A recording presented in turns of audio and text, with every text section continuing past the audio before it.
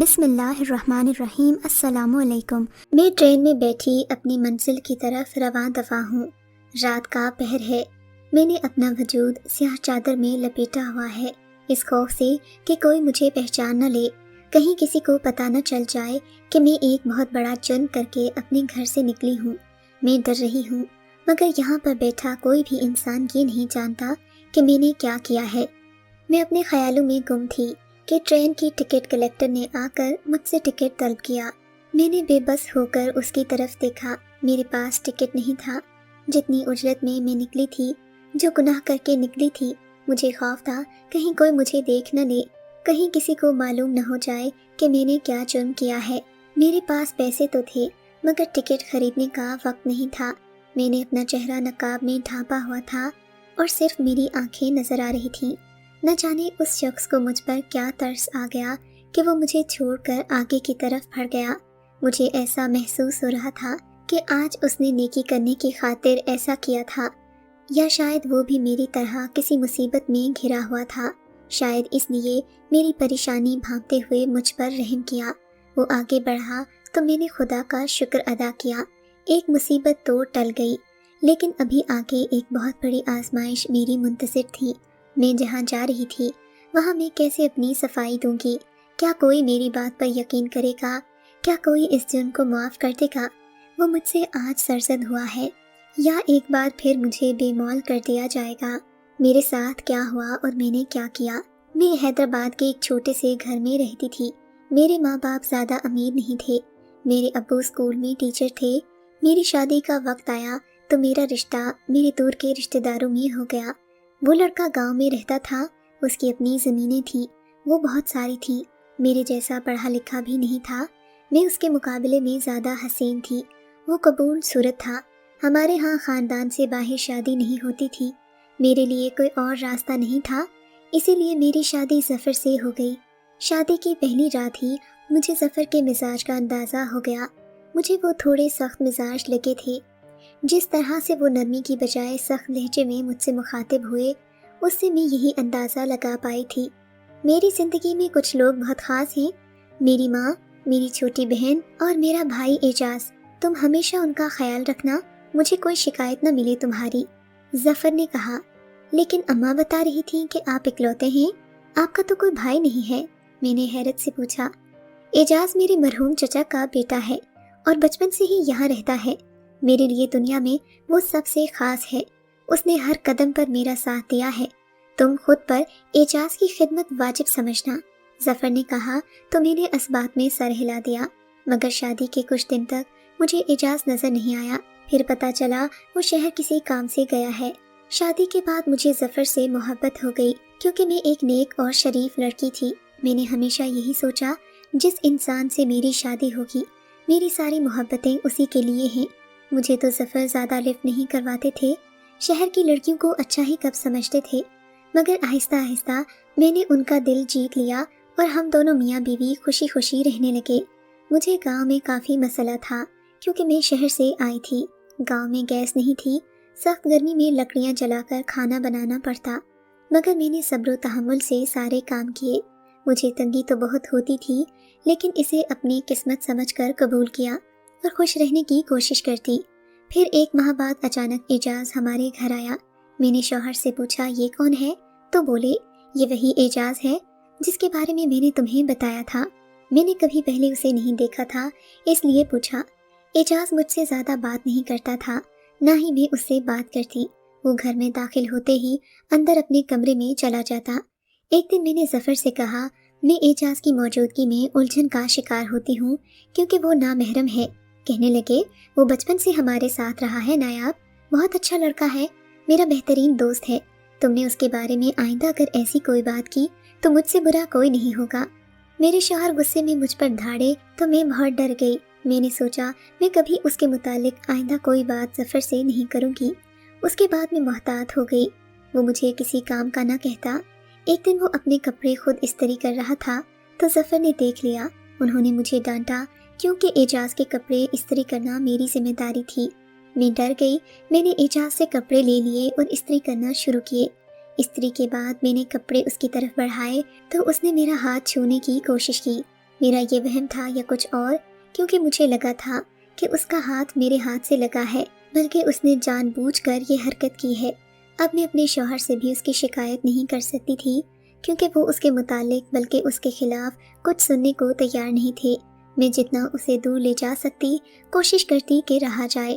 میں خود کو سارا دن کمرے میں بند رکھتی اس کی وجہ سے، مگر کام کے لیے مجھے نکلنا ہی پڑتا۔ میری ساس بھی اس کی گرویدہ تھی، گھر میں کوئی اس کے خلاف کچھ سننے کو تیار نہیں تھا۔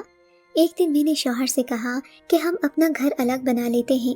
کہنے لگے، تم شہر کی لڑکیاں ہوتی ہی ایسی ہو، بیٹے کو ماں باپ سے جدا کرنے کی کوشش کرتی ہو۔ یہ سن کر میں چپ ہو گئی۔ دن گزرتے گئے۔ ایک رات مجھے محسوس ہوا جیسے کوئی دیوار پھلانگ کر گھر کے اندر آیا ہے۔ چھلانگ لگانے کی آواز اور دیوار سے نیچے گرنے کی جیسی آواز آئی تو میرے شوہر اور اعجاز باہر نکلے۔ ٹارچ اٹھا کر دیکھا مگر کوئی نظر نہیں آیا، کسی کے قدموں کے نشان تھے۔ پھر دوسرے تیسرے دن ایسا ہی ہوا۔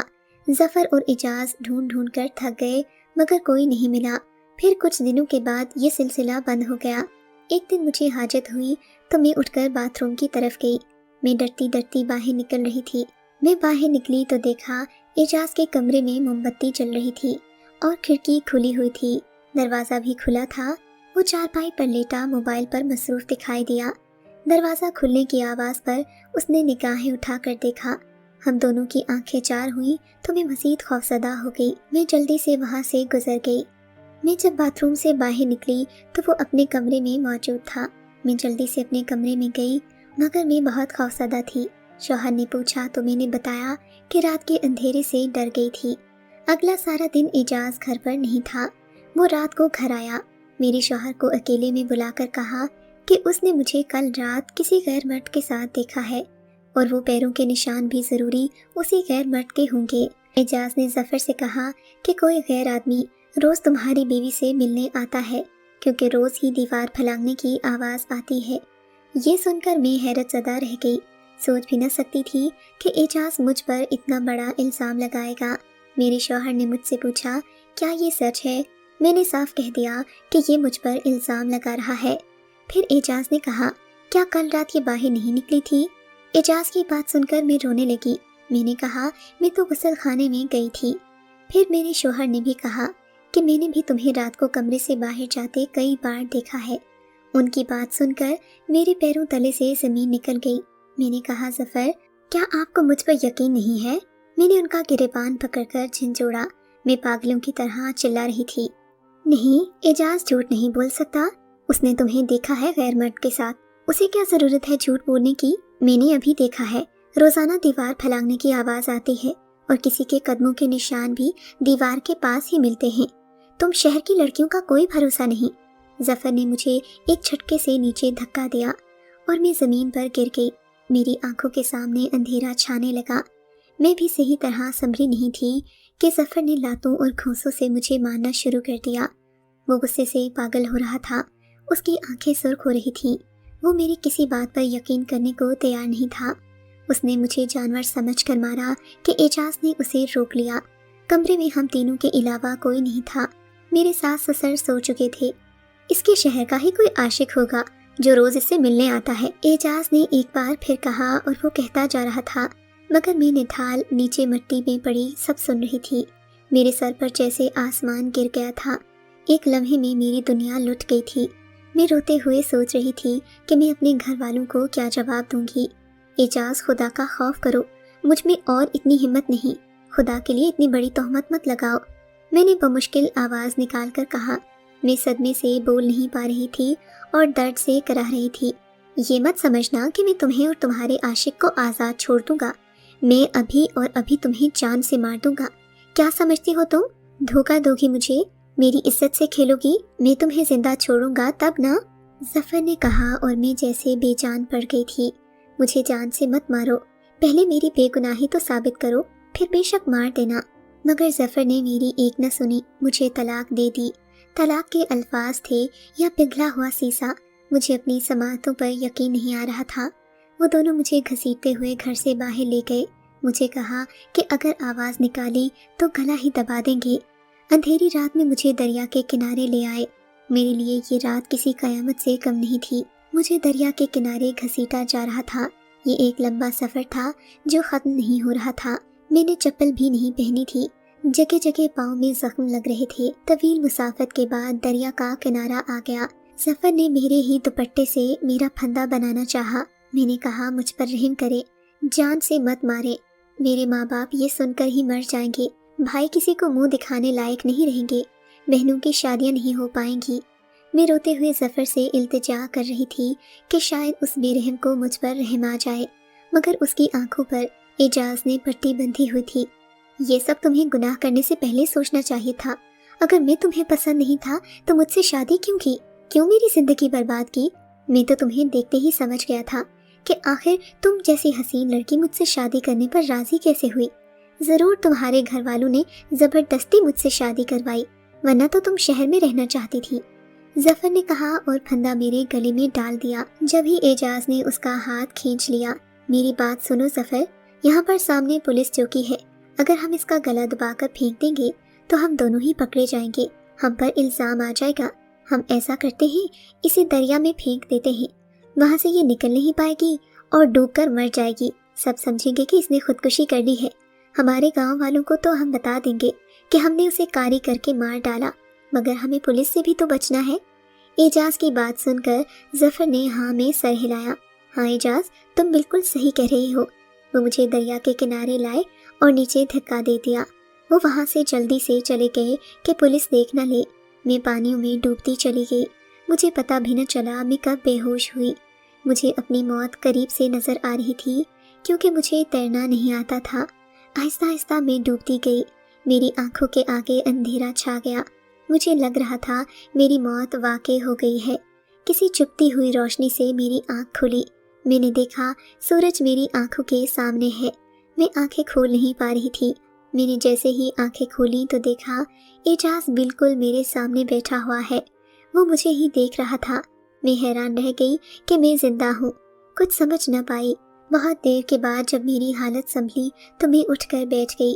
یہ ایک جنگل نما علاقہ تھا جہاں ایک جھونپڑی بنی ہوئی تھی۔ میں اس جھونپڑی میں چارپائی کے اندر لیٹی ہوئی تھی۔ اعجاز کرسی پر میرے سامنے ہی بیٹھا تھا۔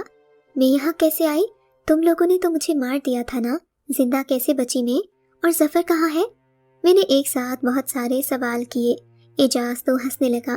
تم ابھی بھی اس بے وفا کا سوچ رہی ہو جس نے تم پر بھروسہ نہیں کیا؟ افسوس ہو رہا ہے مجھے تم پر، وہ تو تمہارے لائق تھا ہی نہیں۔ تم تو ایسی شہزادی ہو، چاہے جانے کے قابل، مگر اس گھٹیا انسان نے تو تم پر یقین نہیں کیا اور تمہاری یہ حالت بنا دی۔ مگر میں زندہ کیسے بچ گئی؟ مجھے کس نے بچایا؟ اور تم یہاں کیوں بیٹھے ہو؟ میں نے کہا تو بولا، میں نے سب سے پہلی بار جب تمہیں دیکھا تو مجھے تم سے محبت ہو گئی، میں تو تم پر عاشق ہو گیا۔ سمجھ میں نہیں آ رہا تھا کہ تمہیں ظفر سے جدا کیسے کروں، اسی وجہ سے میں نے کافی پلاننگ کی۔ روز میں ہی دیوار سے چھلانگ لگاتا کہ ظفر کو شک ہو جائے، پھر انجان بن جاتا۔ میں انتظار میں ہوتا کہ تمہیں کمرے سے باہر جاتا دیکھوں۔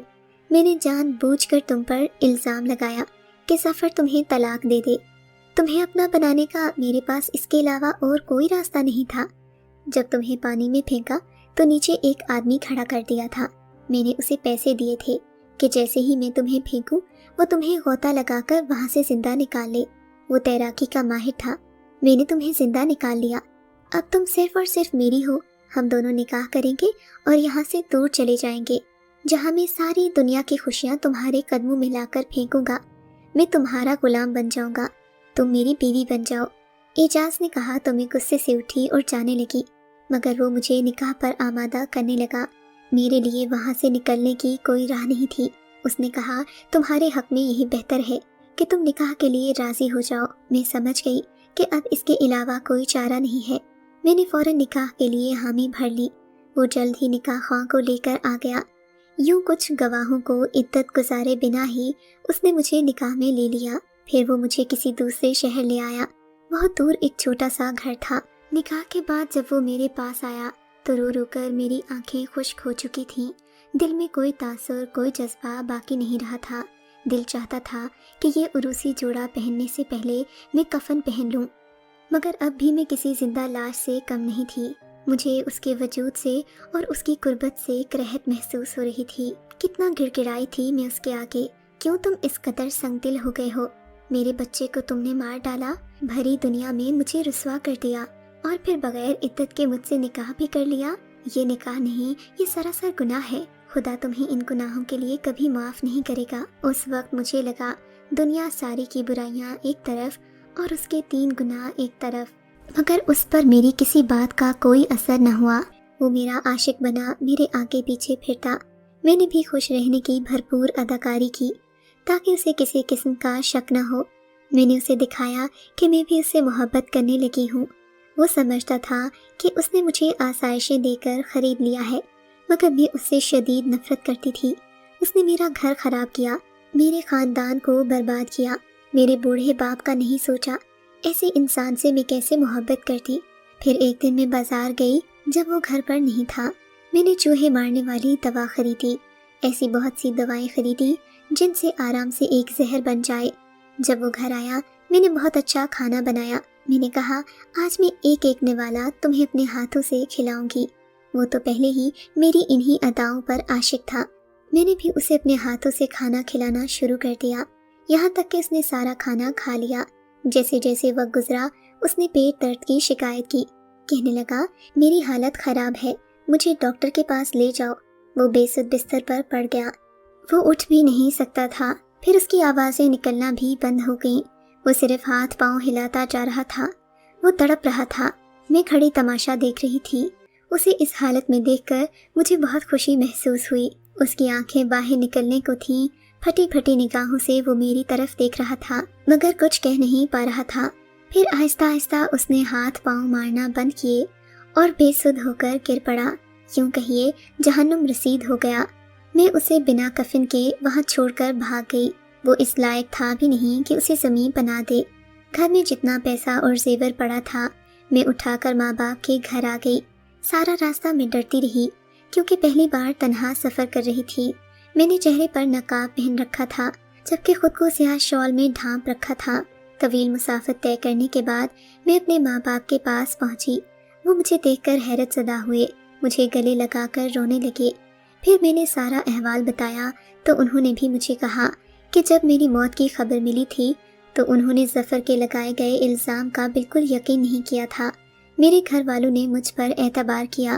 میں جب سارا قصہ والدین کو سنا رہی تھی تو میرے بھائی کا دوست جو کہ ہمارا پڑوسی بھی تھا وہ وہیں موجود تھا۔ اس کا نام الیاس تھا۔ الیاس نے میری حالت دیکھی تو اسے مجھ پر ترس آ گیا۔ اس کے والدین نہیں تھے، وہ تنہا رہتا تھا۔ کچھ دن بعد الیاس نے میرے والدین سے رشتہ مانگا۔ یوں ایک بار پھر میری زندگی بدل گئی۔ مجھے الیاس جیسا ہم سفر ملا۔ الیاس نے مجھے اپنی زندگی میں اتنی محبت دی کہ میں اپنے پچھلے سارے غم بھول گئی تھی۔ اب اللہ سے دعا کرتی ہوں کہ خدا الیاس کی نظروں میں مجھے ہمیشہ معتبر ہی رکھے۔